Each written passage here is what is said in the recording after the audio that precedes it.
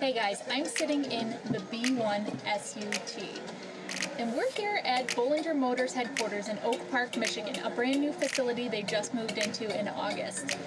We're gonna check out and see what else they have going on here at this Cars and Coffee event. Follow me.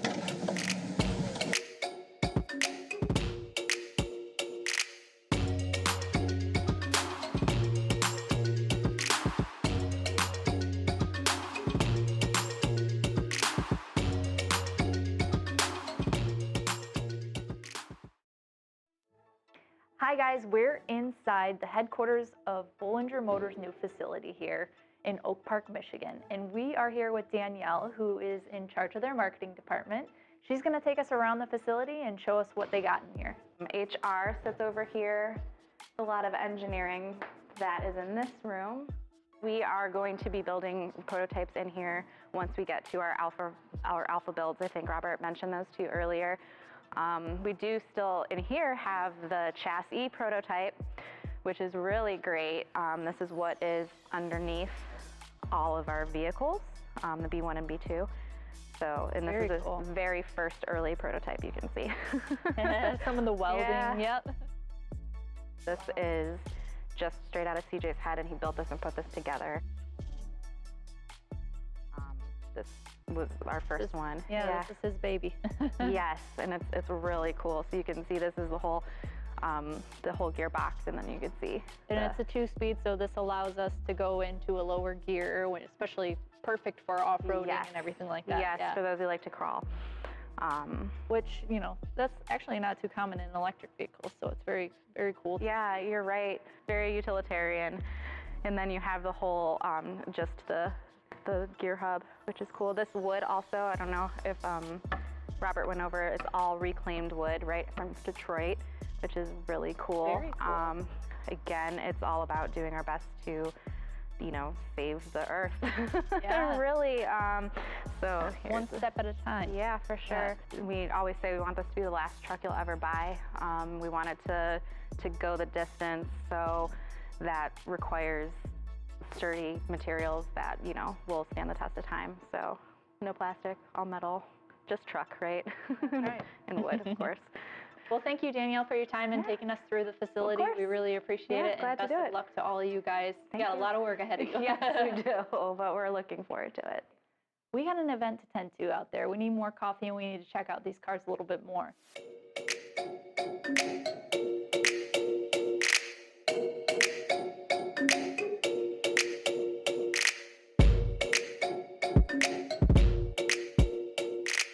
Now let's sit down with Robert Bollinger, and he's going to tell us about this new HQ and what's been going on with the brand lately. Well, we've been looking for a building since I moved here, which was about 2.5 years ago. So, you know, we're in upstate New York, and we moved to the Detroit area a couple years ago. And since then, I've been looking for a building, and it's very, very difficult in this area. It's either taken or it's beyond repair, unfortunately. So, the Ferndale building was a temporary spot. It was small, but it allowed us to build the 2 prototypes behind us. But I was constantly looking for a building, and it's just very hard. Everyone had the laptops at home, so it worked out well for us. It's hard to say that in the pandemic, but we coped very well with it. Last year at this time, we were building the prototype, so if we were in the middle of a prototype building, it would have been disastrous, obviously, and put us way off. We moved into this building was the first time we were back together again, because the building's large enough to allow further apart seating and all that kind of stuff. So we have tons of room. We have room for like 50 or 60 more people. So since we moved here 4 weeks ago, we've hired, I think, 6 people. So what did happen from the pandemic is a few of our suppliers weren't able to make prototype parts for us during that time, and so they were delayed like 3 or 4 months. So that's delayed us. So it was really those people who hadn't been in the shop together building stuff that weren't able to that delayed us, which would have been the same for us, but so unfortunately we got delayed a little bit. Sure thing. And when do you think your reservation holders and people that are going to be getting these cars will be able to test drive them for the first time? That we hope to do next summer. Yeah, so we're building our next alpha builds. We're calling them alpha again because we made a lot of changes from these prototypes for manufacturing reasons. They look almost identical. There's a few changes we can talk about, but They're almost identical to what they are now, and so we're making those alpha builds now in the new facility, and then we're making our DV builds at the beginning of the year, and that's design verification. So those are the trucks that go out and get tested, so they'll put on hundreds of thousands of miles, we'll do all the durability testing. We're already testing all the components. Our new battery pack is going through testing right now, so all of that behind the scenes muckety-muck that no one realizes is happening, and then so next summer they'll have those design verification models for them to try. Let's see these changes firsthand. We have a 34-inch fording depth, and so we have to have a lot of the components above that line that need to be, and then we have to buy the version of the components that can handle that below the line. So it makes it a lot more expensive to make something have a fording depth, especially with electric. We found out with our new battery supplier, the thermal load and the thermal needs for the battery pack is half of what we assumed. Oh, wow. So we only need one radiator, right? And then now that we're separating, making a true body on frame design, we need the radiator to be part of the chassis. So now the chassis is going to be kind of a little bit more traditional. It will be down below the bumper, so there'll be a hole here and air will go through here. So the whole thermal situation is on the chassis part, not in the body. Got it. And that'll still all be liquid cooled? Yeah, yeah. So this will be closed and this will be closed, so it'll be a different look. Okay, so the design will change slightly Yeah. because you won't have all this venting. These are going to get moved around. Yeah. Got yeah. you. So, which is great because then this new room that's opened up for us holds a lot of the HV components. HV equals high voltage. In automotive, when you hear HV, they're talking about the battery pack that stores the energy for your commute. Typically, it's in a form of lithium-ion chemistry packed as cells and/or modules. In contrast, low voltage would be your typical 12-volt system powering your electronics. And then these fenders will be removable for service. So it'll be kind of cool, like there'll be screws on here and you can take it on and off. I'm thrilled that we were able to keep just about everything the same for production. We have a whole new kind of construction underneath for safety and rollover reasons, but we still kept with the flat panels. It's a little taller, our new vehicle. We needed a little bit more height. still has that 10 to 20-inch travel and suspension, right? Yeah. Very cool. All of that. And you can never see the portal gear hubs. Like a lot of people who love our trucks and have deposits on it, and they know all the specs. If they come and see, and you're like, oh, and the portal gear hubs, and they're like, it has portal gear hubs? And like, they don't know that it's because you don't see it. Typically, an axle shaft joins at the center of the wheel. A portal gear hub allows it to attach at a higher point to a gearbox, increasing your ground clearance. And even car people don't realize that's what's under there. But yeah, nice and elegant. So what we found is that on the two-door, the door was so huge that you could slide the window out of your way, and it was great. And I love this feature. But on the four-door, the door's smaller, and so when you're driving, it can only open this much, if I can get to move. Yeah. And so when we're in Moab, I was like, this is a little annoying. So it's now going to be a full roll-down door. Well, that's the beauty of getting out there and testing it in real-world conditions, yeah. So it was all about, you can see everything because we have the glass roof and everything, and you can take the doors off, obviously. But we thought, you'll use the roll-down a lot more than this. So I like to think of it as like when you want to leave the digital world, this is what you do it in, right? You just put everything aside. You don't have a big screen in front of you. You put your hands on the wheel, and you go, right? You were a designer. You went to school to design cars in particular. You had a career after that in advertising, sold your company, and made a great amount of money to be able to start this. Right. Most people, after they sell a company, they say, all right, I'm retiring. I'm sitting on a beach in Maui. I'm having pina coladas for the rest of my life. Those are the smart people. Yes.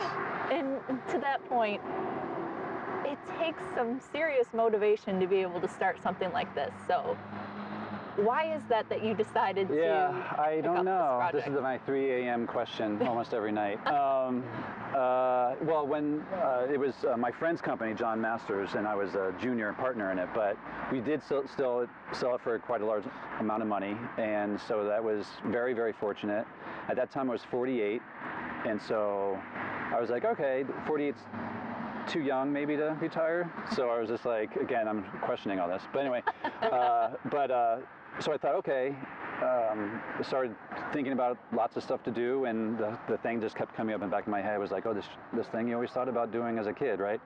And when I went to school for design, it was to be a car designer, but they frowned on that. They're like, no, this is not a car design school at all. We're not going to have any of that, which is understandable. It was industrial design. They had their program. And my goal was to go to grad school and become a car designer. That never happened, so that's why it was like I went down this whole graphic design, advertising world. But again, it all worked out perfect for me to have the funds to do this and go down this crazy road. And I joke about why did I do this, but it's extremely difficult. It's extremely, pulls on every single cell of your body at every single moment, and it's crazy, crazy, crazy. But I guess I just had to do something. I don't know how to answer that, but it was the thing I always wanted to do. So I can now say I've had my own car company, right? Regardless of what happens, that's check. But of course, ever since we started, I was like, okay, I know myself, and I told him, I had this conversation with myself, I still remember. I was like, all right, if you're going to start this, you know you're not going to stop. You're either going to get trucks made or you're going to die, right? And so it's one or the other. So we're going to get trucks made because I'd rather not die. So we keep going. So yeah, well, it's extremely difficult when people ask questions, which they ask all the time online, and they're very like, when is it coming out and all this kind of stuff. People just have no idea the complexity of getting a vehicle to market.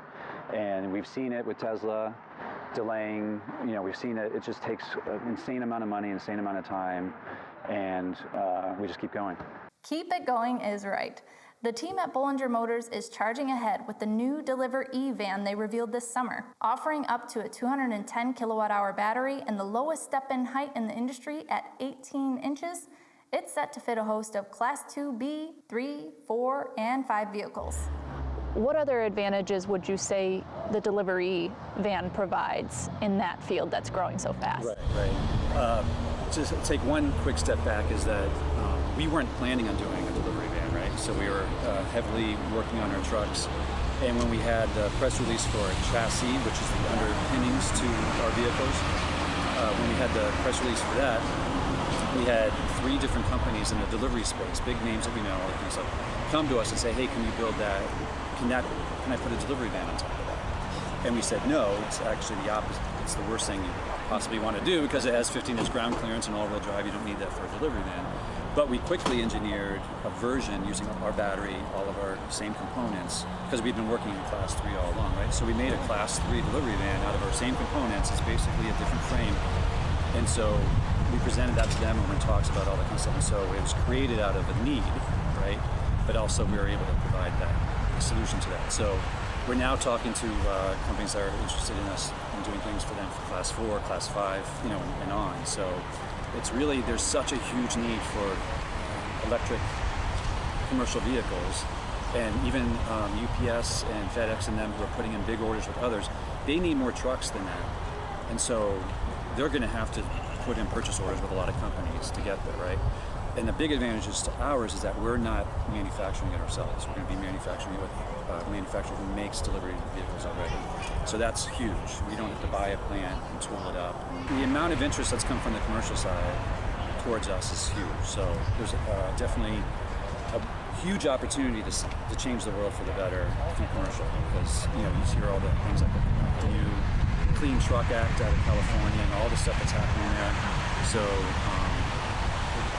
it's great for us because if we get to do that, then those same battery modules that we're buying, the same battery packs, the same motors and all that kind of stuff help the whole supply chain for us, help get these built. So it's all going to work hand in hand.